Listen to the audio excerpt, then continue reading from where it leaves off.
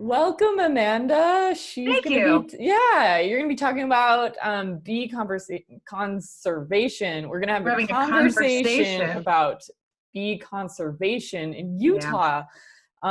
Take it away. I'm so excited. Hi, everyone. It's really exciting to be part of Bee Fest this year. My name is Amanda Barth. I am the Rare Insect Conservation Coordinator. I am made possible by a partnership between Utah State University and the Utah Department of Natural Resources. So I want to give you a little bit of background about what I do and who I am, and then I want to talk about some ways that Utahns and Salt Lake City people can get involved in conservation for bees. So a little bit about me. I am part of the Native Species Recovery and Conservation Office with the Department of Natural Resources, and we focus especially on species listings. So if there are insects or other species that are in decline that are being potentially listed or petitioned to the government to be listed on the Endangered Species Act, our office focuses on protecting them and dedicating conservation efforts to protecting these species and trying to bring them back or downlist them or delist them or make sure that they are stable. So I focus on the insect aspect of that. And you may already know this, but pollinators are in decline across the nation, globally in fact.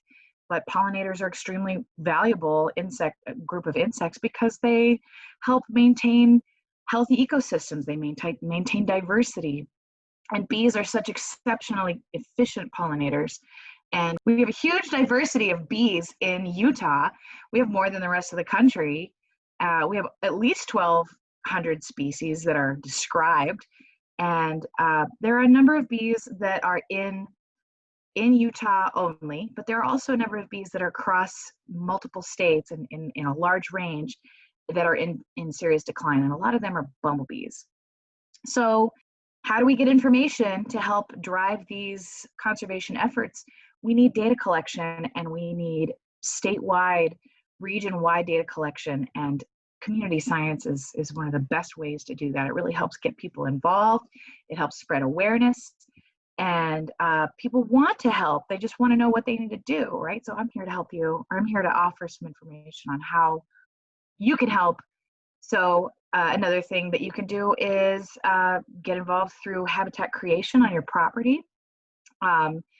We are hoping to restore and enhance and protect and create habitat around the state, but it really helps if you are also participating on your own little piece of land and creating and maintaining diverse pollinator habitat to help support our pollinators.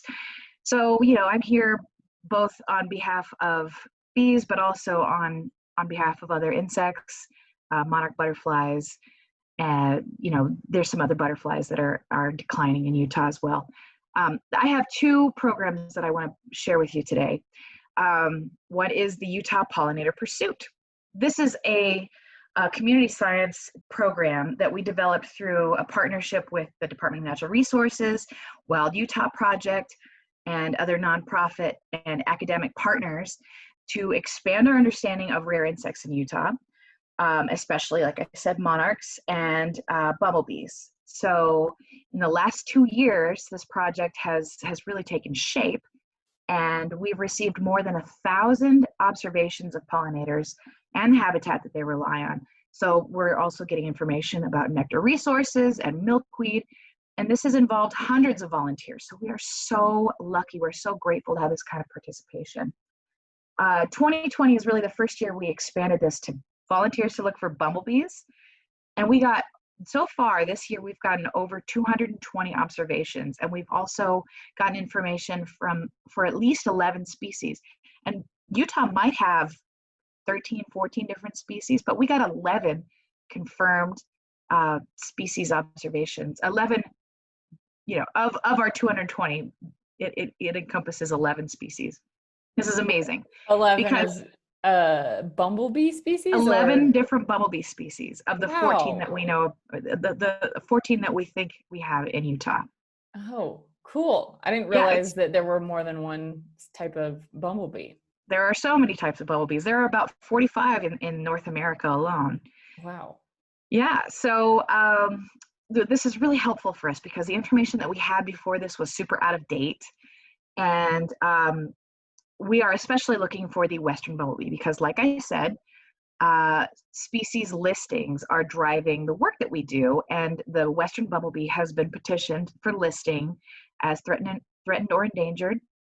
And there's a listing decision coming up soon. So we need to make sure we have information on the distribution of the Western bumblebee or Bombus occidentalis across the state. And then it has an associated cuckoo bumblebee with that species, the Suckley's cuckoo bumblebee. And that bumblebee, that species is always kind of the queen size, and they parasitize Western bumblebee nests, and they kind of kick out the queen and lay their own eggs, and then they hijack the workers that are there. And so it's a complex relationship. It doesn't make it bad. Parasites are just another type of ecological interaction that, they're not going to outnumber their host species. So if we're seeing a severe drop in Western bumblebees, that also means there's a severe drop in their associated cuckoo bumblebee, the Bombus sucklei. So both of these have been petitioned for listing. Sucklei was just petitioned in April for listing as well. So just as a bright side to that, this year, four different volunteers have submitted sightings of Bombus sucklei, which is so rare. And we don't even have data before this year. We don't have recordings of Bombus sucklei in Utah since the 90s. So the fact that volunteers have gone out there and submitted their observations through our app that has helped us understand where these bees are occurring, and that's huge. There's no way we would have been able to get that information without this help, without this community science help. So this is thanks entirely to community science, and this gives us a much better understanding of both sucklei, and if we find sucklei, that must mean by proxy the Western bumblebee is nearby. We didn't find any of those this year, but fingers crossed that that's coming. So if you're interested in getting involved, we have training materials. We're just wrapping up our data collection for this season because bumblebees, their colonies are starting to die off and the queens are going to overwinter. But if you'd like to get on our mailing list, this is a great way to get involved and reach out and poke around and see what kind of things we're asking volunteers to do. Also, if you happen to have bumblebee photos from anywhere in Utah, you can share them to Utah Pollinator Pursuit on Instagram. And so so especially keep an eye out for occidentalis and sucklei because those are really special for us. Yeah. So all the people who thought about keeping bees at one point and maybe aren't ready for that, this is a good start into that. And you don't have to even do anything. You just look out for them. Exactly. And you can help us understand so much more about how Utah, it provides valuable bumblebee habitat. They love mountains, they love meadows, they love undisturbed soil, they love wildflowers, and you don't have to be a beekeeper to support the native bees in your area. So then there's the next program that I'm really excited about. Oh, before you go on, I want to Yeah. ask you a question about, so we had the iNaturalist app demonstration last week.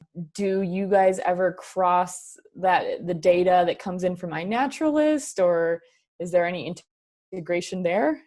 So iNaturalist is great because it helps people submit species sightings and try and help them ID things. Our program is a lot like that, but we ask for kind of a form to be filled out, and so we're asking specific questions, and like what kinds of flower resources are available, and you can attach photos in different categories rather than just submitting for one species at a time.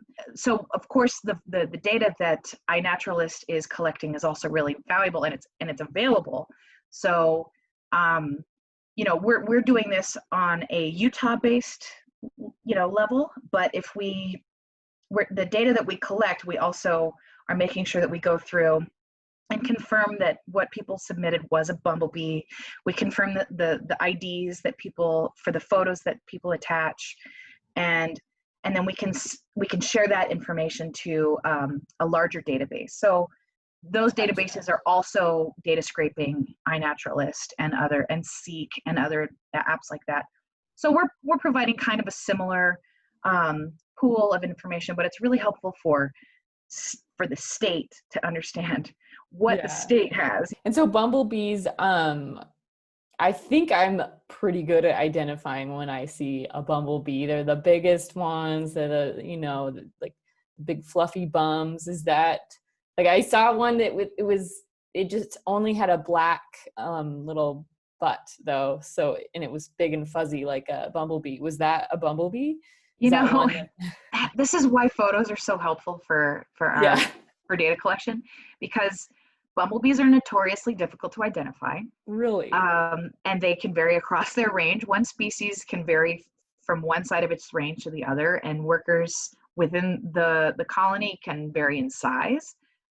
Within a single colony, they can vary all over the place in size. And we think that there has something to do with the type of tasks that they have, if they are going to tend to the young in the nest more, or if they're going to go out and do more foraging. Maybe, you know, their size matters, and the age of the colony can change the size of the the workers, and so it's hard to really narrow down and say this is exactly the size a bee's always going to be and exactly the color. Okay.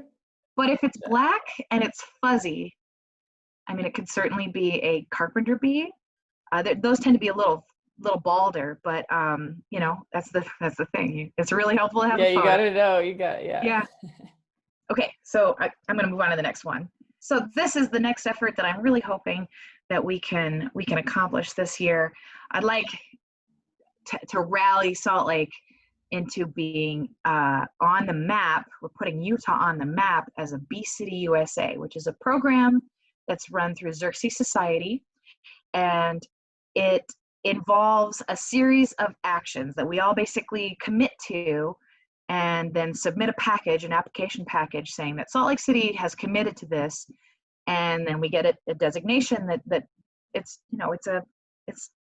kind of a nice thing, but it's also holding us to account for some really important actions that can help support bees in Salt Lake City.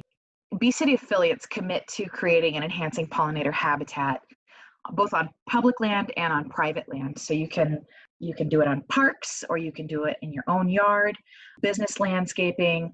So this kind of thing includes increasing the abundance of native flowering plants in your landscaping, providing nest sites, undisturbed ground, bee boxes, specific soil types that attract certain kinds of native bees, and also reducing the application of pesticides. So I want to emphasize that this is to help support the bee diversity, not simply the managed honeybees that are, again, they're managed, they're European honeybees that are not native to Utah.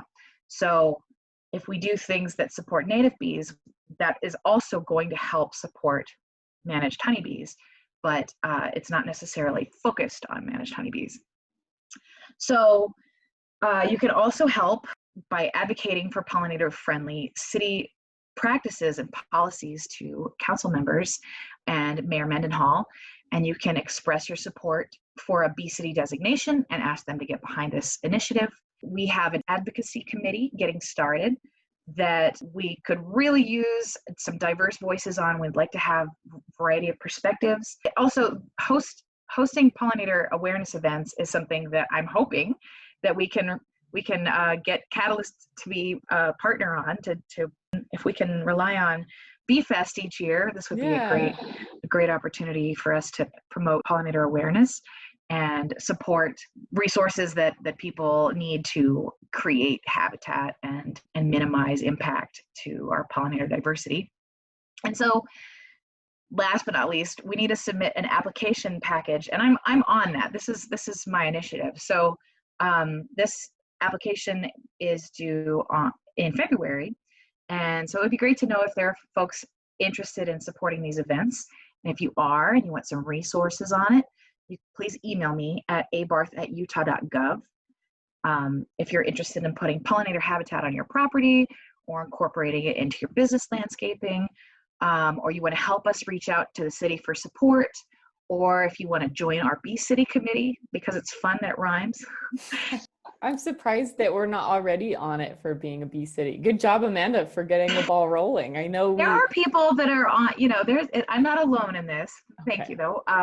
There is just, a lot of us, we like to have a lot on our plate, and yes. I just, I'm not alone in the interest to do this. And, there's just people that are willing to help, but maybe not lead. And so that's really why it's just now sort of coming together. We'd love to be a Bee City because we're the Beehive State. Hello. Exactly. There's no reason why we shouldn't have a Bee City designation. Utah should already be on the map for this. I was just going to say our minor league baseball team is the Salt Lake Bees. Like there's buy-in already here. Yeah. People like bees. So how long has this been going? And how far behind the queue are we in the Beehive State becoming, getting a Bee City? There are several dozen other cities and campuses. There's like Bee Campus USA, Bee City. There's some smaller municipalities. Salt Lake City proper really only has about 500,000 people. So we're really, the valley is quite populated. But if we could really just get Salt Lake City proper on the map, then I think that it would be easy to convince, our neighbors to join the cause. Another thing that has happened recently is Utah was put on the map for Monarch City USA in Cedar Ridge, actually spearheaded by a third grade teacher.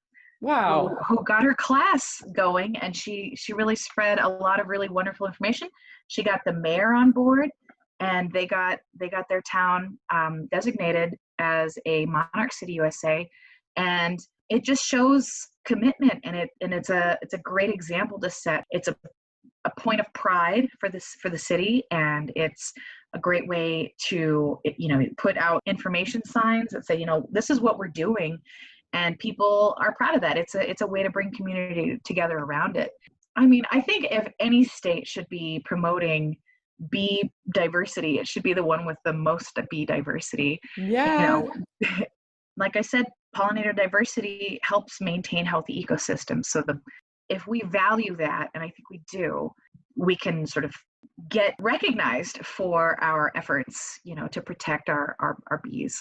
We're just at this point now where I want to put together a committee and sort of draw up some ideas that we can ask our city council to consider and our mayor to consider. And as long as we have a city representative, city leadership on board with this, and then we can develop a simple game plan for what we're going to do for the next year in terms of establishing pollinator habitat in church landscaping. It could be in park landscaping. It could be in, a block of homes in a neighborhood. I'm looking for people who are interested in getting involved in a variety of different ways.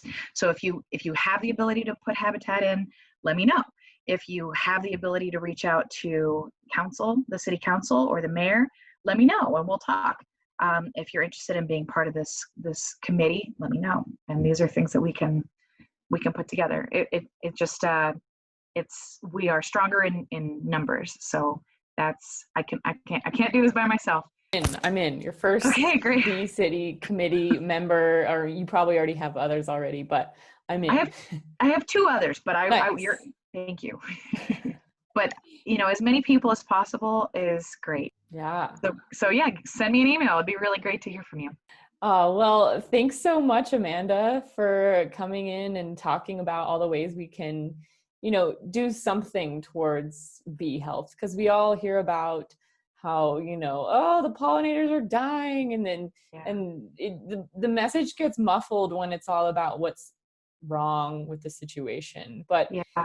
and people are less likely to do anything or change anything unless we're thinking about a positive thing, like becoming a bee city or helping scientists gather information about what, where the bumblebees are in Utah. And so these are just some really great examples of ways we can be part of the solution. We can do something about it. So Exactly. I feel the same way about that. I find it depressing to know that we are seeing such a drop in species abundance and diversity, but that means that I can't just stand idly by. I want to do something about it. So I really feel like it's important to get involved. And so for me, putting some traction on programs like this, and allowing people ways to get involved in whatever capacity they have, especially with property, especially with creating habitat, because loss of habitat is like the issue for most species across the board. If they're in decline because their habitat is fragmented, because they can't get from one patch to the next, it's because the quality of habitat is declining. But there's so much private property in the country, and that represents potential habitat. So if you put native habitat, you put diverse blooming flowers, if you avoid putting pesticides on your plants as much as possible, these are ways to create a haven and increase the diversity of your own yard. And of course, we're going to see a novel environment. We have novel ecosystems with a bunch of cultivated plants, and we're raising all kinds of fruits and veggies for consumption. So the resources that we would have are not, we're not going to be able to ever recreate the original habitat that was here, but we can still create something that's diverse enough to support what we have. There's just ways we can try to mitigate the harm that urbanization and development and land use has done. I don't want people to feel like there's no way to act and to get involved. yeah, like making mason bee houses. We did Exactly. that at past bee fests when we were in person, and they're so easy. People are just rolling up pieces of paper, right, and kind of put it into a box or some sort, and as a house for bamboo tubes. You can drill holes into a block. You can do all kinds of things to help create habitat. Yeah. And so I have information that I can share, rather than just spouting it off. I would like to be able to send people specific answers. If you want to try and have bumblebee habitat in your yard, or you want to just sort of make your yard more bee friendly, email me and I can give you specifics to tailor to whatever type of habitat you feel like you can add to your yard. Awesome. Well, thanks so much for joining us today, Amanda. I so appreciate all this info. I'm happy to do it.